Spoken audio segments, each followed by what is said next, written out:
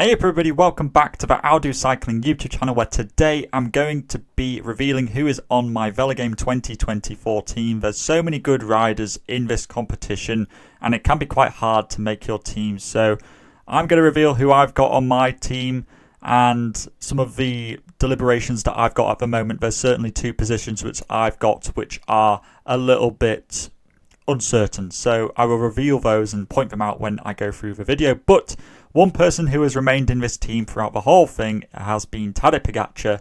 Even though he is the most expensive rider, Pogačar is a point-scoring machine in Velogames. Any competition that Pogačar's in, it's usually a safe bet to be going with him. And if you are new to Velogames and you're not sure who to pick, Pogačar is pretty much always a good pick to be going with. So Poggy's in the team again. And I think that he could score thousands of points. He'll be getting points from the gun, from stage 1, stage 2, and he'll be getting those daily GC points all the way through seemingly. So I think Pogačar is just a really good choice for a lot of teams. In my other all-rounder category, I really needed somebody who was a little bit lower in price, so I went with Pello Bilbao. I think that Bilbao, last year he was 8 credits and he was fantastic. He got, more than his kind of fair share of points. I think he did fantastically well. He was one of the best value for money riders last year, and I hope that at the same price he can do something very similar. Maybe he could come top 10 GC, get in some breakaways, fight for some stage victories. I think that'll be fantastic for Bilbao. My third rider is Adam Yates. I went with Adam Yates because I think he is a contender for the podium in this race, and in comparison to a lot of the other podium contenders in this race, he is a little bit cheaper at 14 credits, unlike Jonas and Roglic and Remco, who are all kind of more towards 20 credits. I think that Yates is really good value for money, and I think that he could definitely score over 1,500 points so long as he finishes on the podium. So Yates I went with because I wanted another person to get on the podium. My fourth rider, my other climber, is Giulio Ciccone. I went with Ciccone because I think he is looking in decent form. He was great at the Dauphiné. He was one of the only people able to follow Roglic. He had a little bit of illness, but he was looking good at the Italian Championship, so I'm fairly confident that he's alright. He scored like 700 points last year going for the polka dot jersey. Hopefully he can compete in those opening 2 stages because they're in Italy, and maybe as an Italian rider he'll feel some kind of good home field support. So I think that Ciccone could definitely compete for the polka dot jersey, compete for some stages and be a really good pick.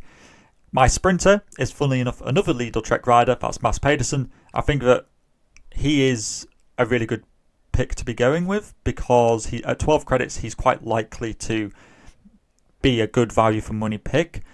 I have toyed with Wout van Aert and Philipsen as choices in this team as well, but Philipsen, he's just kind of 4 credits more, and I feel like Pedersen can do a lot of what Philipsen can do, but at 4 credits less. And I think that Wout van Aert, there's no guarantee that he's going to be going for sprints, and also in some of the sprints you don't know whether he might be tasked to be protecting Jonas Vingegaard. So I think that Pedersen provides the kind of combination of the two, of a fast sprinter who's got all the freedom that he wants, and he's also just really good over lots of versatile terrain. My first unclassified rider is Stephen Williams. He has had a really good year, winning the Santos Tour Down Under, winning La Flèche Wallonne. That stage 2 around the San Luca climb basically looks like La Flèche Wallonne. The San Luca climb is very much like the Mur de Huy, and I think that Stephen Williams will really be looking at that as a target, but he's also good on some longer climbs. He showed that at the Tour de Suisse, so I think that Stephen Williams is a really good one for people to be picking up. Funnily enough, I've got another Israel Premier Tech rider in my second unclassified rider slot, and that is Derek G. He was just so good at the Dauphiné, finishing 3rd, and I couldn't bring myself to not pick him. He's so dangerous in a breakaway setting, or maybe even as a GC prospect. Who knows what he's capable of in this race. Generally, I avoid the 8 credit riders, but there's just so many good ones in this slot this year that I just felt like I had to pick one. So G is in the team. He's great for breakaways, great for GC possibly, and I'm just excited to see what he can do. And especially since he finished 3rd at the Dauphiné, I really felt like if I didn't pick him, I would just be hating myself, because I'd be thinking, why? The result was right there. Why didn't I pick him? My last unclassified rider, my 8th rider in the team, is Maxim van Hils. He's just been on fire this year.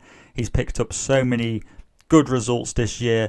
He's really taken a step up, and I think that he's one of the best climbers for the Lotto Destiny team. Again, I think he's going to be competitive in those opening 2 days. I think that he can get in lots of breakaways, and I'm really excited to see what he can do. At 8 credits, here's a little bit maybe kind of touch and go whether he's going to be worth it, but I'm kind of willing to give it a risk for Van Hills. And then my last rider in the wildcard slot is Richardkas.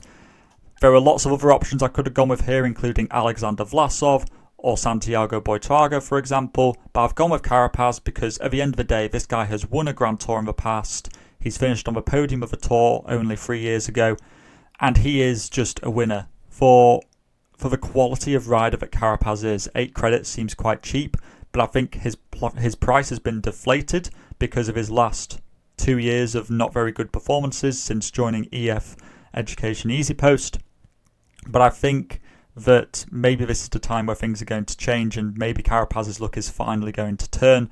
And I just think that for a rider of his quality, 8 credits seems like a really good pickup. Now, the riders which I'm uncertain about is whether I go with CHONE and Van Hills or this. This team instead has Oscar Onley and Tom Pitcock in there. Those are the 2 combinations I'm thinking of. Onley, of course, looked really good at Tour de Suisse. Pitcock, I'm not sure whether he's going to be a GC rider or whether he'll be a domestique, a stage hunter. So it's a little bit risky, but he seems to always get some good results in the Tour de France, especially in his opening 2 days. I think that he could be really good. And some of like more punchy stages, I definitely think that he might be allowed to compete for his own results. So I'm quite confident with Pitcock, but as a consequence, I had to take off CHONE, which does hurt me a little bit because I do think that CHONE is a really good pick, but I guess I could always put him in the Carapaz slot. But let me know what you're thinking. If you've got an opinion on the Onley and Pitcock versus CHONE and Van Hills, I'd be happy to hear your opinions. And by the time that this video comes out, I will be on my way down to France to watch the Tour de France. I'm going to be in Valois for the Stage 4 finish, and I'm really excited about that. So if you do have any comments, any kind of deliberations or questions, just don't be mad at me if I don't get back to you. I'm going to endeavour to do my best, but I've just got a busy few days getting down to France. So yeah, don't hate me if I don't get back to you, but I will endeavour to do my best. And all that is left to say is to stay safe out there, enjoy the Tour de France, and I will see you in the next video. Salut.